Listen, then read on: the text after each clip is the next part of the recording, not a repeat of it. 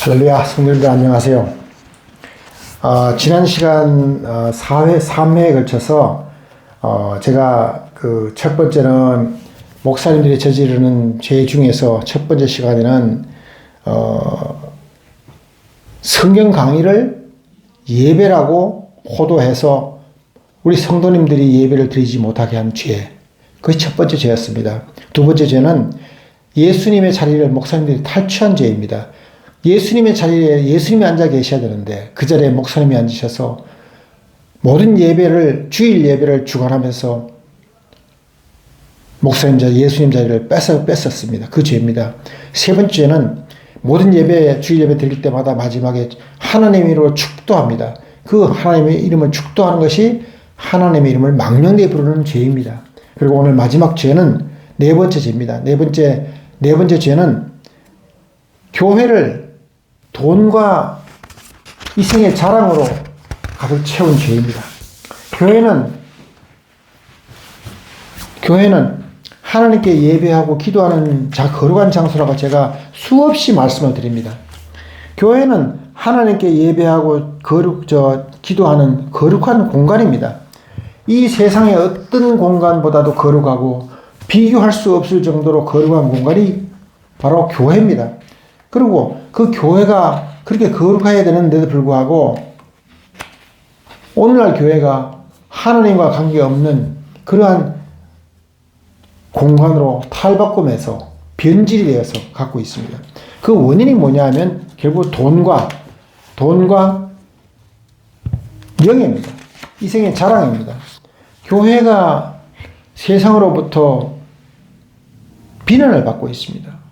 교회가 세상으로부터 비난을 받아야 해서는 절대 안 됩니다. 그럼에도 불구하고 교회가 세상 사람들의 웃음거리가 되고 있습니다. 왜 그렇습니까? 그건 교회가 돈과 권력과 명예와 이생의 자랑으로 가득 차서 교회가 교회의 본연의 모습을 찾지 못하고 있기 때문에 그렇습니다. 교회에 돈이 넘쳐납니다. 교회에 돈이 넘쳐납니다.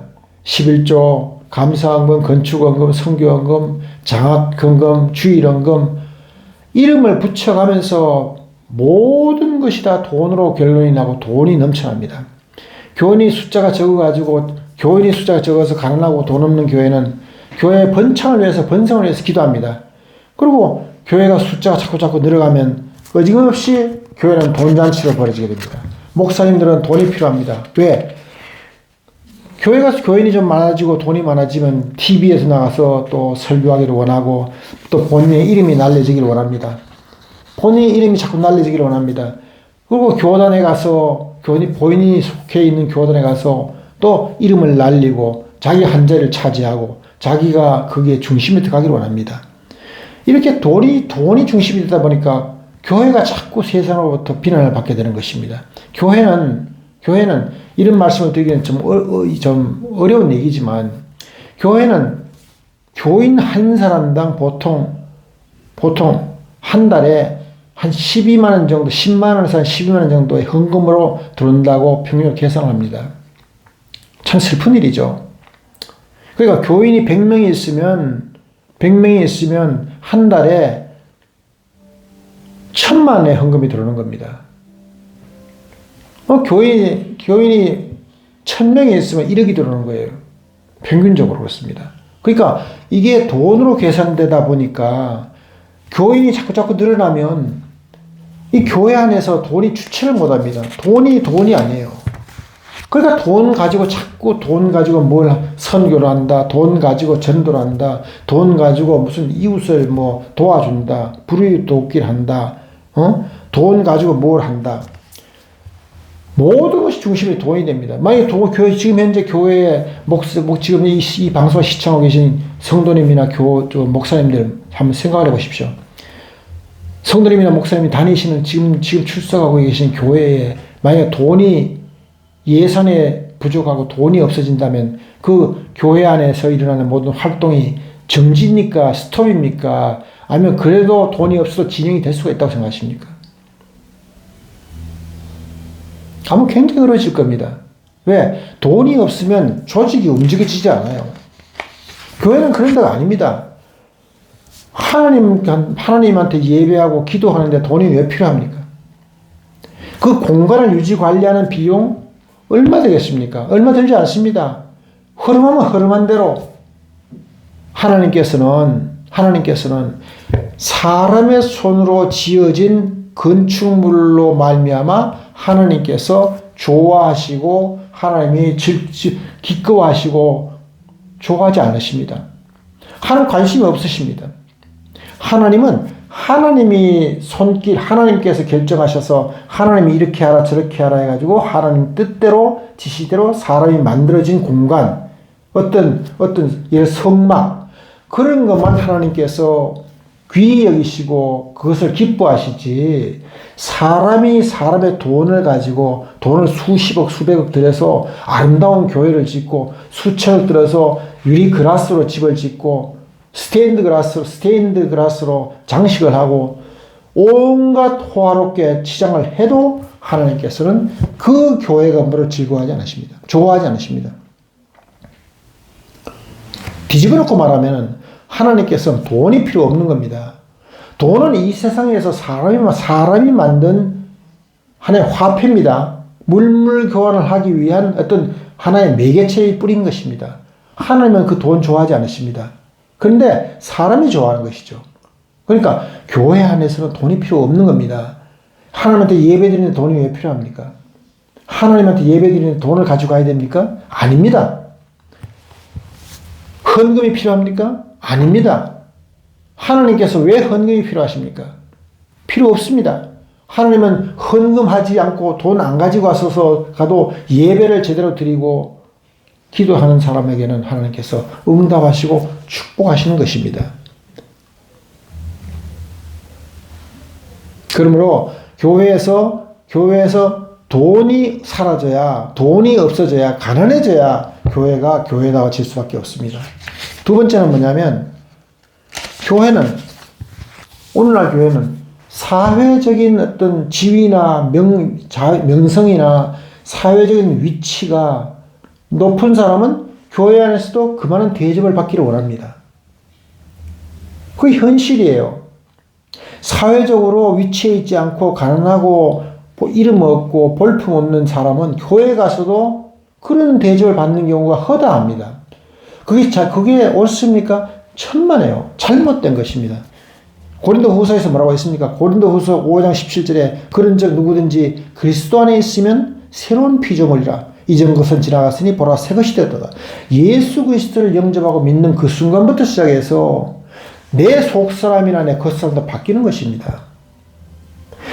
나를 판단하는 기준점이 세상 사람들의 기준점인 돈과 명예와 직위와 직책에 따라서 판단하는 그 기준점으로 나를 판단하는 것이 아니라 교회 안에서는 얼마나 하나님을 잘 믿느냐에 따라서 나를 판단하는 기준점이 생기는 것입니다. 그리고 잘 믿는다에서는 상하가 없습니다. 너는 더 잘 믿으니까 너는 윗사람이고 나는 잘 못 믿으니까 나는 아랫사람이다 라는 개념 자체가 없는 것입니다. 교회 안에서는 상하가 없는 것입니다. 교회 안에서 있는 직분은 장로, 안수입사, 권사, 집사, 평신도, 목사, 그 교회 안에서의 직분은 교회를 운영하기 위해서 사람이 맡는 직분에 불과하는 것입니다. 그 직분을 통해서 교회가 잘 관리하기 위해서 그 직분을 만들었을 뿐입니다. 그리고 좀 경험이 많은 오래된 사람으로서 이제 막 신앙생활을 시작한 사람들을 이끌어주기 위한 하나의 직분일 뿐인 것입니다. 그것이 평등의 개념을 깨뜨리고 차별의 개념을 주면 절대로 안 되는 것입니다.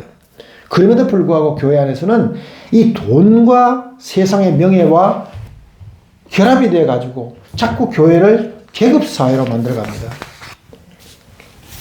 목사가 제일 높고 그 다음에 장로고 그 다음에 권사고 안수입사고 집사고 평신도고 이렇게 자꾸 계급사회를 만들어갑니다. 지역장이 더 높고 구역장은 그 밑이고 구역원은 그 아래고 목사가 제일 높고 그 밑에가 전도사고 그게 아닙니다.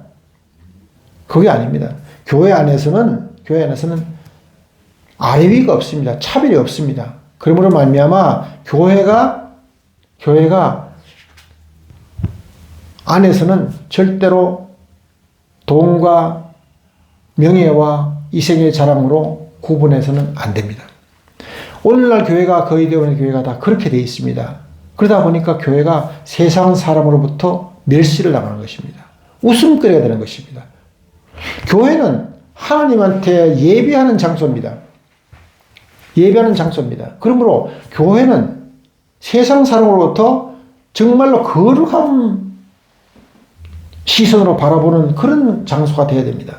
그럼에도 불구하고 그러지 못한다 하는 것은 오늘날 교회가 참으로 잘못되어 있는 것입니다. 그러므로 말미암아 우리 목사님들 오늘 이 점에 대해서 정말 깊이 생각을 하셔야 됩니다. 목사님들이 교회를 이끌어 가십니다. 목사님들이 잘못된 사탄의 길로 이끌어 가시면 사탄이 되는 것이고, 목사님들이 에덴 동산을 이끌어가면 에덴 동산으로 가는 것입니다. 거기 타고 있는 그 목사님들이 이끌어가는 그 교회 안에 타고 있는 그 앉아 있는 그 모든 성도님들은 그 길을 따라갑니다. 그냥 목사님들이 이끌어가는 데를 따라갑니다.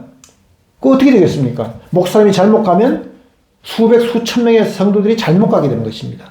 얼마나 큰 책임감이 있습니까? 그러므로 말미암아 우리 목사님들 하나님께 대해서 정말로 책임감을 느끼시고 교회를 잘 이끌어 가셔야 됩니다. 그 이끌어가기 위해서는 첫째는